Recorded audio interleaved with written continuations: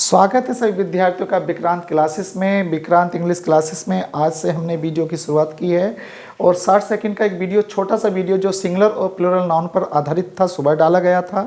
आज से हमारे जो वीडियो की शुरुआत है, जो मेन वीडियो होंगे वो हमारे आएंगे आज से। तो हमारा जो आज का पहला बेसिक वीडियो है, जो बेसिक फंडामेंटल्स की बात कर रहे थे हम इंग्लिश की, कि शुरुआत से जो जिनको बिल्कुल इंग्लिश नहीं आती है उनको इंग्लिश आ जाए, जीरो से हीरो की तैयारी है ये। तो हम शुरुआत कर लेते हैं इज एम आर से। तो is am are, was were और विल बी, शैल बी, इस एक वीडियो में आप समझ जाएंगे, बिल्कुल क्लियर हो जाएगी। इस वीडियो को देखने के बाद आपको किसी दूसरे वीडियो को देखने की ज़रूरत बिल्कुल महसूस नहीं होगी, ऐसा मैं आशा करता हूँ। चलिए शुरुआत कर लेते हैं। तो यहाँ पर मैंने लिखा है, देखिए, rule of making affirmative sentence, यानी सेंटेंस जो अफर्मेटिव सेंटेंस होगा उसको बनाने के लिए क्या करना पड़ेगा। आपको सबसे पहले सब्जेक्ट लगाना होता है। सब्जेक्ट का मतलब है जो शुरुआत में जो करता होता है वह सब्जेक्ट का कार्य करता है। उसके बाद हमें हेल्पिंग वर्ब का यूज़ करना होता है। हेल्पिंग वर्ब का यूज़ करना होता है। हेल्पिंग वर्ब मतलब है आता है सेंटेंस में, सब्जेक्ट सिंगुलर है तो इज लगेगा, ये दिमाग में डाल लीजिएगा अपने बात। अगर सब्जेक्ट सिंगुलर है कि अंग्रेजी इज लगेगी, और प्लूरल है तो आर लगाएंगे, और आई है तो एम लगाएंगे। ओके। अगर पास्ट में सेंटेंस पहुंच जाता है, यानी इस एक सेंटेंस में एक शब्द बदलने से सेंटेंस बदल जाता है, तो वही चीज़ हमें करनी है। अगर हिंदी बदलेगी तो इंग्लिश ऑटोमेटिकली बदल जाएगी। देखिए, मैंने सेम सेंटेंस लिखा, वह यहाँ है, तो वह की अंग्रेजी सबसे पहले ही लगाएंगे, उसके बाद तुरंत आपको है की अंग्रेजी लगानी इज, ही इज। उसके बाद यहाँ बचा यहाँ हेयर, तो यहाँ की अंग्रेजी होगी हेयर, तो सेंटेंस बनेगा ही इज हेयर, यानी वह यहाँ है।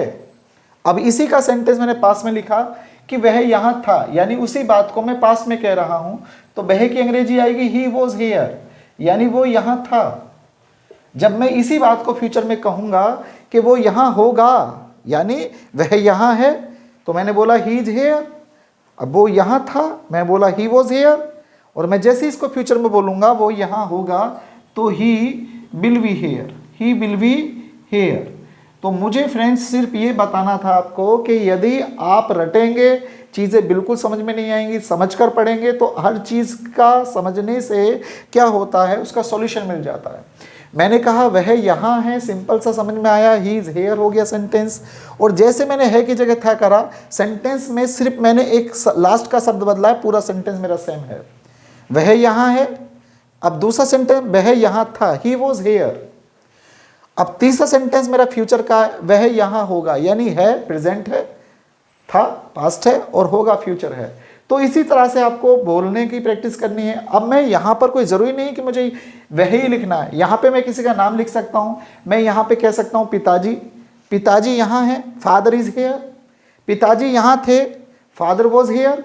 पिताजी यहाँ होंगे, फादर विल बी हेयर।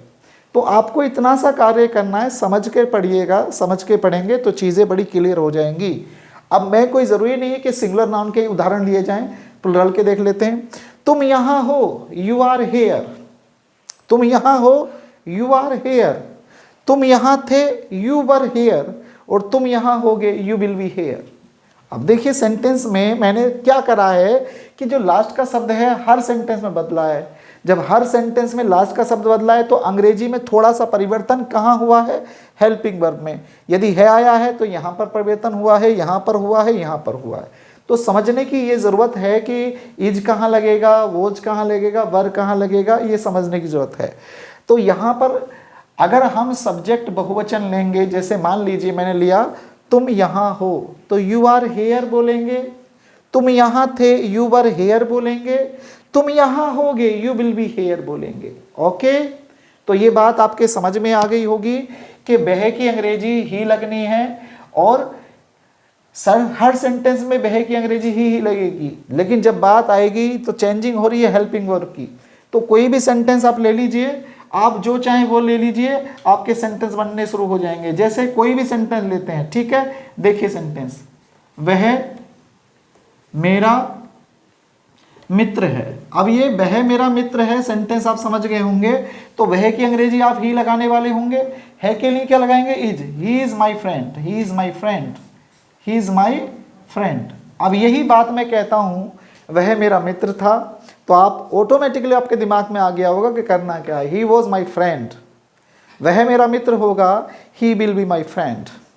ऐसे आपको सेंटेंस का ध्यान रखना है। ओके, अगर मैं ये कहूँ मैं मुरादाबाद में हूँ, ओके, मैं मुरादाबाद में हूँ, तो सीधा सिंपल सा सेंटेंस बनेगा आई एम एट मुरादाबाद। मैंने यहाँ पर एट क्यों लगाया है मैं बता दूँ, पहले से स्पीकिंग में तो इन भी चल जाएगा, लेकिन एट मैंने इसलिए लगाया किसी छोटे शहर के नाम से पहले एट का प्रयोग किया जाता है मेक की अंग्रेजी के लिए, अंडरस्टैंड। तो मैं मुरादाबाद में हूँ, I am at Moradabad. Okay, मैं मुरादाबाद में था, आई वॉज एट मुरादाबाद। और यही सेंटेंस जब मैं फ्यूचर में बोलूँगा मैं मुरादाबाद में होऊंगा, आई शैल बी एट मुरादाबाद। तो बात आपके समझ में आ रही होगी कि अफर्मेटिव सेंटेंस को लिखते कैसे हैं, बोलते कैसे हैं। इस तरीके से आप 1000 सेंटेंस बना सकते हैं। ओके, अगर मैं कहूँ वे मेरे साथ हैं, वे की अंग्रेजी होगी दे, तो दे बहुवचन होता है, दे आर विद मी, वे मेरे साथ हैं, they are with me. Okay, वे मेरे साथ थे, दे वर विद मी, वे मेरे साथ होंगे, they will be with me. तो इस तरीके से सेंटेंस को हमें समझना होता है। यदि आपके समझ में आ गया होगा clear. Thank you for watching. जय हिंद, जय भारत, थैंक यू।